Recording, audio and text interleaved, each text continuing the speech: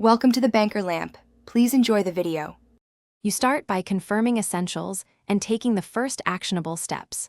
Log into Azure with AzLogin, then set the correct subscription so you won't deploy to the wrong account. Create or reuse a resource group and an app service plan. Choose Linux for containers or Windows for framework apps. Push your code to Git or build a container image and push to Azure Container Registry. Once done, provision the web app linked to that registry so the platform can pull your artifact. You now implement the core deployment workflow and why each piece matters.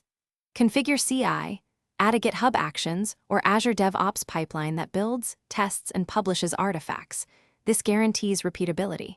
Use a service principal or managed identity for secure, unattended deploys and assign minimal required roles. Configure app settings and connection strings in the portal or ARM template so secrets aren't in code. If you need zero downtime, create a staging deployment slot. Deploy there first, validate, then prepare to swap.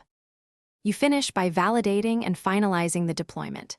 Hit the health endpoint or run smoke tests to confirm behavior, then review app service and container logs plus application insights for errors.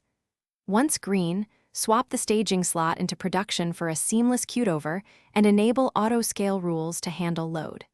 If something goes wrong, check recent logs and deployment output first. Restart the app service and rerun the pipeline with diagnostics turned on to capture.